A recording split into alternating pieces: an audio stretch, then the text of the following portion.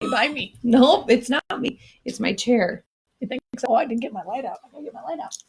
Yeah, that'll help. Get the light out. See our beautiful face. Hi, everybody. Hey, sorry we're a minute late. We are still sorting out the new live situation. Siri thinks you're talking to her. There we go. Okay, no, thank you, Siri. No. All right. Well, that's the deal.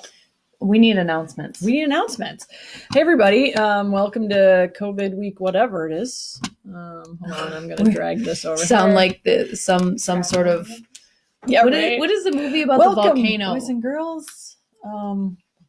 Yeah, there's a movie about a volcano. It's like from the 90s, and it explodes, and then all these people are trying to, in this tiny little town, are trying to whatever, and it does like, it's like Blair Witch Project style, like week 5, and it comes up on the bottom. I don't think I saw that. I've seen it. I don't think I saw that. I can't remember what it's called.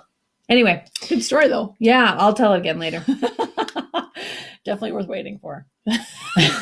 Tune back in for that ridiculous shitty story. Okay. All right. Well, the really fun news is that you are going to hear us live on SDPB, South Dakota Public Broadcasting, on Monday at, I think, 10, what is it? Yep, 10:30 Mountain, 11:30 Central. In the Moment with Lori Walsh. It's our main local news program. So that's super fun.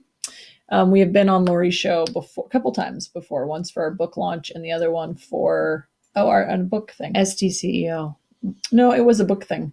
Oh, SDCEO too. Yeah. We've been on there a few times. Yeah. So that's always really fun. Lori's a super pro, and I'm excited to be on there. Okay, so we got, my Elevate Rapid City webinar, Project Management Part 2. The Part 1, what's happening over there? Shelly's like some kind of technology Tourette's. So I did Part 1, which was kind of an overview about a week ago. So you can go out to Elevate's YouTube channel and watch that first if you want. Otherwise, catch our Part 2, which we're going to go a little more deeply into scheduling and scope management and requirements and that kind of thing. It gets very techy very fast, so it'll be great. And then you've got one. You got coming up. Yeah, we do. One on the 22nd of April, we're going to be on the Elevate Rapid City webinar series talking about remote work and parenting. So, my sister, actually, we were on a Zoom call with my family a week ago, and my sister pointed out that she now understands, actually, like we've joked about this before, but she said, I viscerally can understand and feel why some animals eat their young. So if you're feeling like a spider, like you might actually eat your young, join us for that Elevate Rapid City webinar on April 22nd about remote work and parenting. It's going to keep going for a really long time. Yeah. And let's see, the 23rd and 24th is a virtual Smart Femme Summit. I think next week, what's not on here is starting on the 20th, I think next Monday is a C-Suite Battleship Forum, which is also converted from an in-person to an online thing. And that I think anybody can register for. So if you're interested, let me know. I'm going to go out of order. Okay. So it makes sense. 2 more weeks to go for our Axe Ambassador membership drive contest. It's still anyone's win. I'm pretty sure Rachel or I are in the lead, so boo, you guys. I don't know. Who is the person that's getting everybody? Bobby when she Dunphy, I think. Man. She is. I hope she's in first place. She definitely deserves it. She deserves it for sure. She's rocking it. Shelly suggests, because Shelly's into social media challenges, pick 3 people to call out and challenge them to invite members. Godspeed with that. And the last announcement, we saved the best for last. We have created a business continuity blueprint. It's a 5-part video series with additional resources and tools for anyone who's really thinking about where do I go from here and how do I lead through the future of what's happening with the COVID-19 crisis and global pandemic. So we're going to do those videos. They'll be live at 3 p.m. Mountain, April 27th through May 1. And then they'll be, if you join us for that, it's $79. It's 1 p.m. Mountain. Oh, 1 p.m. Oh, I heard you say 3 p.m. to that gal who's doing it from the East Coast. East Coast, yeah. Sorry. 1 p.m. Mountain. And $79 for anyone who signs up. You get access to all the videos, not only live, of course, but watch them at your convenience later, again and again and again. And then you get access to all the tools and information that we have to share with that. So if you're interested in really learning more about how do I help my people, how do I build a business strategy, how do I prepare for the new culture, and be intentional about what that looks like when we start going back to work, then join us for that. We will give you information on all those things. Yeah, it's going to be good. It's going to be a reflection on how you're dealing with the change, and then how your team is dealing with the change, and how to be strategic about those things. So it's also a little bit of self-reflection and understanding how you're dealing with it. Because a lot of times that's a little bit of mystery, right? Because we're like, well, we're just dealing with things as they come, but you're in that transition yourself too. So I think that'll be an interesting part for a lot of people. Yeah. And Shelly just put the link to sign up. We tell you to sign up, but we don't tell you how. So Shelly put the link for how to sign up for the Business Continuity Blueprint in the comments. So you follow that link, it'll take you out to our website, to the products page, and you can sign up there. We've already got some really exciting people signed up. So we do. It's going to be fun. Super excited. All right. Weekly quote. So this is our planner, our 2020 planner. And who would guess that our 2020 planner would have all of these X's out of it? You should see my desk planner. It's like got all of our trips and everything X'd out. So bleh. But our 2020 planner is a fixer, about fixers. Fixers are problem-solving leaders. They are leaders. They're the leaders that are most likely to leave their office and actively seek out problems and find solutions for their team. So, and then our weekly writing prompt. Oh, who likes gardening? Oh, me too. I like gardening in the beginning and at the end. The in-between part is not much fun. Go figure. The details drive Rachel nuts. This week, we want you to picture a garden and think about what skills you want to grow and cultivate this spring. Write out the words or sketch an actual garden. So have you got your garden planned out yet? Oh, of course. She does have strong organizer tendencies. I did so much research. And so I have 2 garden spots. And so one is shadier, one is full sun. So I planned it out so that I can plant from full shade tolerant plants all the way to, I cannot never wait. Mind. We'll talk about it later. Cannot wait. It might be a little embarrassing how I did it. But I definitely drew it all out. It's ready. All right. Yep. All right. Well, that's our announcement section of the live. So we're going to move into now where the new format is current events, and then we're going to go to good news, and then that's it, right? Yep. If anyone has any questions. Yep. Okay. So the news, do we come with 2 newses, or is this the only news? Oh, no, then we have the Q&As. That's what it was. Yeah. So we thought we would touch on the Smithfield Foods situation, which is going on in Sioux Falls. If you're not familiar with it, it's been national news. Basically, we had a packing pork, I think only, but meat packing plant in Sioux Falls, and they have been there for decades. It hasn't always been Smithfield, but we have a big meat packing plant, and they're considered an essential company because they're creating, I think it's like 18 million servings of pork a day or some crazy thing. Yeah, they're one of the highest producing in the country. Yeah, it's pork. Crazy. Anyway, but yay, South Dakota. Yay, South Dakota. But they've had a huge amount of COVID. They had a big COVID breakout in the plant. So we thought we would what is a culture type or an IX leadership perspective on that? I don't know if it's a tragedy, probably. Situation.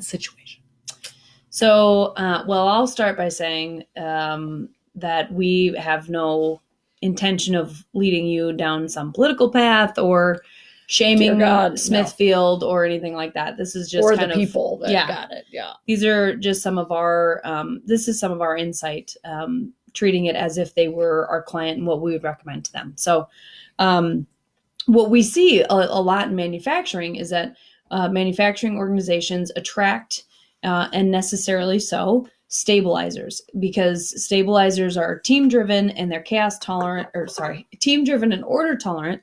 So they really like the idea of you do your job, then I do my job, then they do their job, and that order and that team drivenness really feel is a sweet spot for people who are stabilizers. So Smithfield is obviously packing plant is manufacturing. And one of the things that kind of goes along with a stabilizer culture is that because they do a lot of their homework up front, so to speak, when they're processing a change and thinking about a change, it takes them longer to make a decision, or what we call let go of what was, so that they can move on into innovation phase and think about what they have to do next. Well, we have to make sure everybody has masks, and we have to make sure all people are at least 6 feet apart. So maybe just like the grocery stores are doing, put tape on the floor so customers stay apart or employees stay away from each other. Maybe you cut down your production a little bit because you cut your workforce in half, and people are 2 weeks on, 2 weeks off, and then they rotate. I've seen that as a solution in some other manufacturing type businesses. But before they can get to that, as a stabilizer organization, they might have taken them a long time where they were in denial, or what we call decline. And so it led them down a path of being maybe a little late to the game about making the right decisions to keep people healthy while they're maintaining their productivity. Mm-hmm. Yeah, and I think that's a good point, because it's usually not malintent that creates the stabilizers being a little slower to pivot. It's that they need more time. So often what we see is maybe they even kicked off the whole thing about, well, how are we going to change this? But if you can imagine, they've got 18 million servings of pork going out the door every day. They have a huge demand right now. Pivoting in the middle of that would be very difficult for a stabilizer organization. And it sounds like there's very tight quarters, because of course there are a bunch of people moving like actual meat around and shoulder to shoulder kind of work.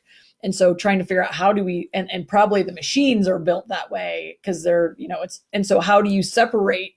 You can't make more room. And so how do you get your head around that? And so there's so many angles and perspectives on this challenge that it was probably easier to just move ahead as normal and then implement something, as they could. But then all of a sudden, what they didn't realize was that the change it was already in the building, and they didn't realize that what they were doing wasn't enough. And now, of course, it's all coming to light that I think do you remember how many employees they had? Like thousands, right? I don't. Do you remember, Shelley? It was like 2,600. Yeah, several thousand, and they have about over 400 at last count testing positive. Now, I don't think they're all symptomatic, but they've been testing everybody in the plant. So it's a really sad deal, but it's important to think about, to take it out of that political or sort of blaming environment and say, well, what is probably the root cause of why they didn't pivot fast enough? And so I'm sure that's a big part of what's going on there. So yeah, and the other thing for stabilizers, because they're team driven and order tolerant, they don't like conflict. Yeah. Right. And they don't want to hurt people's feelings, and they don't want to let people down. So if there was a lot of stabilizers in that organization, there's a good chance they thought we are essential, and we're essential because we're feeding people. And so, the company probably said, forge on, we'll make it up as we go. We'll do our best. And so there's probably some of that going on too for those folks in that organization, that they were doing their best not to let anyone down, not their employees, not their clients. I'm sure they're probably donating a lot of food too. I mean, a lot of major food companies are donating either money or food out to families, that are out of work and have kids at home 24 hours a day. But that doesn't mean that someone didn't make the right decision, but it does give you the context of how the decisions were probably being made. So yeah, it doesn't excuse bad behavior or poor decision making, but you kind of have to think about the context also. So yeah. All right. Okay, Q&A. I think we successfully navigated that. Well, we'll see what comments we get coming in. Right. Okay, so you want to take the first Q&A question? Sure. I work as a nurse in healthcare. At the beginning of the COVID-19 crisis, we got a new nursing manager in our unit. The new manager is not communicating with us and we feel nervous. My team doesn't feel like the new manager has our backs in this crazy time. How do I communicate this to my new manager? Well, I would walk into that person's office and say, we don't know, we know you're new. You have a whole bunch of stuff that you're navigating. How can I help you communicate to the other people? Because we're all feeling like we're a little in the dark. We know that's not your intention. That's what I would do. But I've learned lately that as an independent, my approach is not, it is the most effective. And I will never, ever say it isn't. But it is not always the fastest, actually. It can be effective. But truthfully, in moments of crisis, if there is a lack of communication, the best thing to do is to go to the source of where the lack of communication seems to be in your perception and say, how can I help you? They might not always take it right, but if there is some like serious stuff going down and you don't have time to do this number, go talk to the person. That's all. In my opinion, that has always served me the best. You go talk to the person where there's an issue that you're having an issue with. But especially in times like this, what's going on for that person, I'm sure whoever asked the question knows, they're probably they probably go home and drink and cry every night because they're trying to figure out this new job. They don't know the processes of the company. They're not even sure, who they report to or who reports to them. And then it's like, oh, and by the way, we're going to just dish up a little global pandemic and slime that all over your roast beef like gravy. You're welcome. So they got a lot of stuff going on. So asking them if you can help them, that's what I would do. I think, too, the thing to keep in mind, most of the healthcare people at that level of caregiving and nurse managers tend to be fixers or stabilizers. So they're all team driven. So they're probably trying to process all the change, but also I think the thing that you can also help with is remember, it's not about you. So she's not communicating because she's trying to make people's lives hard or she's trying to hide information or any of that. So give her a little grace. But I think to Meg's point, another way to go talk to her is to say, hey, all of us nurses in our unit, we're thinking about this thing. We're not sure how you feel about it. What do you think we should do? And then that's a way to get your questions answered without coming in and saying, listen, you're not telling us what you want us to do. Because she might think, hey, these ladies and men have been here for way longer than me. They know what's going on. I don't want to ask questions because I don't want to look silly, or I'm still trying to figure out this new system that I have to figure out. So I would assume that she thinks you guys know is the way I would take it.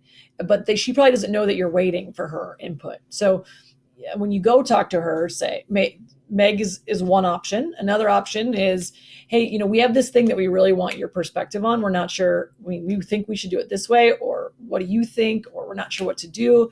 And that way she's going to start realizing that you do need and look for her advice and guidance. So that might be another piece or another way to approach it. Okay, next question. I don't feel connected to me. You take this one. Go ahead. I don't think... I'll listen in. This is probably good for me to hear. Right? Yeah, it's okay. I don't feel connected to my team. I know that everyone is busy trying to process all the change. How do I reconnect without seeming needy or like a squeaky wheel? Well, you don't. Just kidding. I'm just kidding. Right. Okay. So this is both from the question is, I like this question because it's from, an individual of a group, right? Or a team. So what we are seeing across the board in every kind of organization is not enough communication. So what happens is we all go to work for 8 hours, 10 hours, whatever a day. And we don't necessarily have meetings all day, or we just go and get our work done. Well, the problem is when we're all now at home, we're like kind of hanging out in the wind. And there is very little to feel connected to our workplace. And so we have this really interesting balance of, we have people that are self-driven that feel like talking more or having more meetings is micromanaging. And then we have people that are team driven who are like, oh my God, please micromanage me. I just want to see other people. I don't care even what we're talking about. Please talk to me. And so almost always what we find is that there is not enough communication going, even for self-driven people. It's so chaotic that having some routine at least anchors us into work, into being productive. And of course, if you feel productive and valued, that makes you feel better generally. And that's kind of a positive feedback loop. So what I would say is if you can't, from sort of the bottom up, if you're not in charge, then what I would do is just personally reach out to people. So, feel like you're empowered to do that. So reach out to a colleague, reach out to somebody else, reach out to your boss and say, do you mind if we met once a week? I think it'd really help me stay on track. Or, hey, I'm feeling like I don't have enough connection. I am a person that wants to have more connection. Can I connect with you? Who would you recommend? Or just create your own networks, right? You do that anyway. If you think about your company, you go to work, well, you might not talk to the person that sits next to you, but you go all the way across the building to talk to your buddy who you play volleyball with on Tuesday nights, right? So try to recreate some of that habit and some of that connection at home. It might feel like a lot to you, but if you're a person that needs connection, if you don't address that issue in some way, you will just fall farther and farther away from feeling good about work or any of it. So I think it's really, really important to find a way to ask for more meetings or just set up your own meetings with colleagues or people on your level. Or even, I know Shelly's been reaching out to people in the community that she normally meets with at events. And so it's not like it has to be necessarily even in your own company. But to Meg's point in the big first question, sometimes you go ask and say, hey, I'm feeling like I'm not connected enough. I'm sure that other people are feeling that way. Can we have a monthly or a weekly meeting or a daily stand-up or something? So there's a lot of solutions out there. We have one client who does like a 10-minute stand-up every day on video every morning with all of his team. We have another person who does an hour-long meeting every day. We have other people that are meeting once a week. I don't think that's enough personally, but I'm a team-driven person. So don't be afraid to propose something, because waiting for your leadership to read your mind is never a good solution. So, and I would say, team-driven people would use words like, well, I need to reconnect, or I feel like our team is disconnected. Maybe if you are thinking, gosh, I'm just reading into this, so I don't want to be the squeaky wheel or seem needy. So reading into that, you're probably the team-driven person on a team of more self-driven people. Or maybe you're on a team of team-driven people who are still in decline and freaking out. So then they are retreating inside themselves and not communicating. Yeah, it might be they're the chaos person wanting to connect with people. Yeah. So whatever the case is, you can use language like anchoring. So what could we anchor instead of connecting? What could we anchor in together? So what is a goal maybe that you drive towards? Or maybe it's that you all, one of your meetings a week that you're having is that you all get on and watch some good news with John Krasinski. Or maybe it's something funny, maybe every week somebody is, their duty is to send out an email with a funny meme, right? That's business appropriate for your business or whatever. But like, did you just say duty? Duty calls.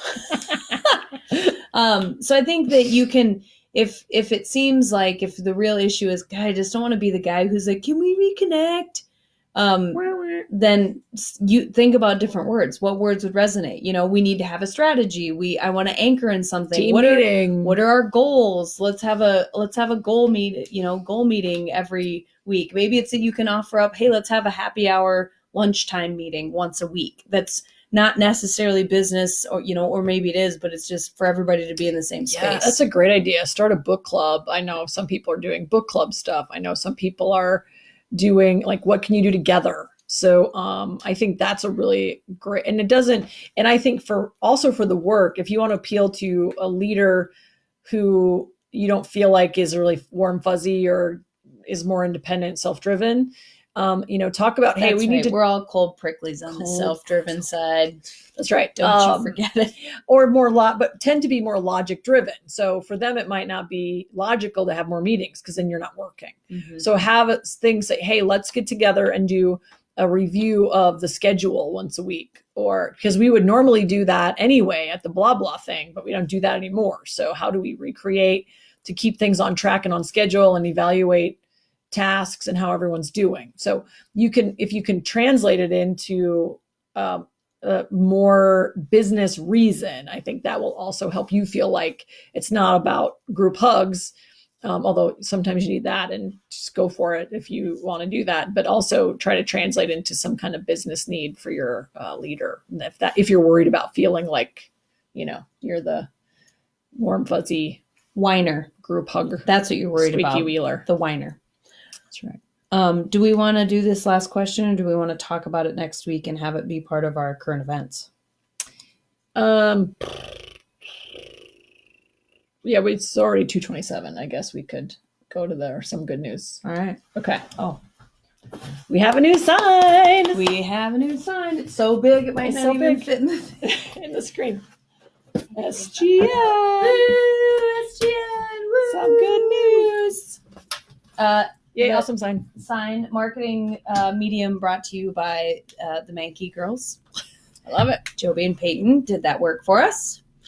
Okay, Fabulous. Some good news. So why don't you do the first one, and then I'll do this one. Okay. I know that one, but well, I can do that one too. Okay. All right. So there is a local organization called Spearfish Strong Community United. I think maybe it was actually just started. Yeah. For this whole thing. Yeah. And the organization is working to raise money or food or whatever all the needs are for local families who are struggling through the COVID. So one of the things they did was Heisler's Ace Hardware on Main Street in Spearfish had a gentleman, Rick Radcliffe, I think. I don't know Rick's last name. Yeah, we're small town. We don't know Rick's last name. We know where Rick lives. We know where he works and who he eats lunch with, but we don't know his last name. He runs the Spearfish Alert page, if you know that page on Facebook. So Rick put himself on the roof of Heisler's until a certain amount of money was raised, $15,000. Was their goal? Yep, that was the goal. And so they officially raised $17,300 in our tiny little community. So that is awesome. Radcliffe, Bailey hooked us up. Thanks, Radcliffe. Bailey. Thanks, Bailey. So good job, Rick. Thanks for hanging out on the roof for the folks in our community. The other piece of the Some Good News that I'm adding to this, because I just think this is freaking cool. Kelsey, whose last name we actually don't know. I didn't read it in the article anywhere. Probably not appropriate anyway, because she's underage. Yeah, she's a local high school student who works at Heisler's, and she donated her whole week's paycheck. So she went up on the roof and gave Rick her whole week's paycheck, which just... that's just good. That is some good news. Way I would have donated my paycheck in a high school. Nah, I was so broke, and I was trying to pay for like a car and all the things. Yep. Kelsey is a rock star. Really nice. Other good news. People all over the U.S. are making masks for themselves, for nursing homes, for hospitals. In our local community, what they have asked, our local hospital system, Monument Health, has requested that masks that would be sewn to fit over the N95 masks, so they can switch out the fabric masks and keep the N95 masks and use them longer. And Make Space in Spearfish, it's kind of our maker space where you go learn about all kinds of hands-on tools. Elizabeth Freer is heading up their Make Space mask making, and they have worked so hard on getting money donations. They're buying fabric from a local quilt shop. It's been really amazing. Well, as of last week, what I saw last week was 964 masks so far made in the city of Spearfish alone, which is crazy. I have made some of these masks myself. It's like an hour at least a piece. It is detailed, lots of binding, and they're beautiful actually when they're done. It's just a really beautiful mask, all finished very, very nicely. So this represents a huge amount of volunteer hours.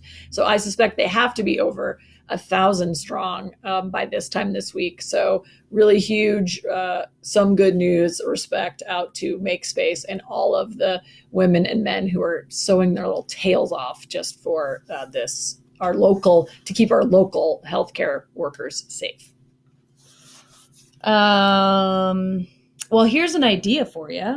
Shelly's Aunt Bev lives down in Colorado. She has been walking her dog in the evening. She just moved to a new neighborhood, didn't get a chance to meet any of her neighbors. So she has walked her dog in the evening every evening and gets an address off of the next house. So address trolling on her own street, but in a good way. So this is creepy way. Trolling for good.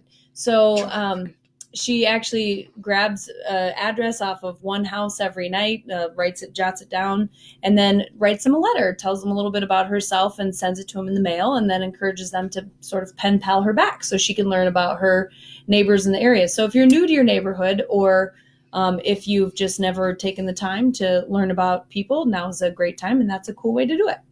Yeah, that is a team-driven lady. Right there. I love it. Well, she's definitely a stabilizer because that takes some order tolerant behavior. That is some serious order do tolerant. it. I could I'd do it like twice and then I'd kind of be like, this is a lot of work. Yeah. So, our last good news is Braxton Saxer. He's from Sioux Falls, South Dakota.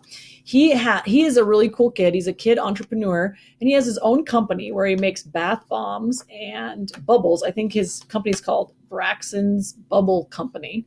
But what he's doing right now is he is taking a lot of his containers and he's actually creating hand sanitizer and donating little sort of individual serving hand sanitizers to the nonprofits in the Sioux Falls area who support the homeless population because they don't have anywhere to wash their hands. And so he is doing all of this on donated labor and some money for materials. And he's just really a rock star. So and of course he's home from school and looking for something to keep busy. And he thought this would be a great thing to do. So way to go, Braxton. We're super proud of you. Awesome. Keep up the good work. All right. Well, Shelly says that we hope you enjoyed our Some Good News segment, and we challenge you to create some good news in the next week and share it with the group. Oh, that's a great idea. I would love to know that. Yeah. It might make me feel guilty that I haven't done enough good news things, but I'd love to read. I would love to read all of yours. Yeah. Share your Some Good News with us. We would love to hear it. Yeah. Excellent. All right. All right. Have a great week. Lead powerfully. Change the world. Bye, everybody. Bye. In live video.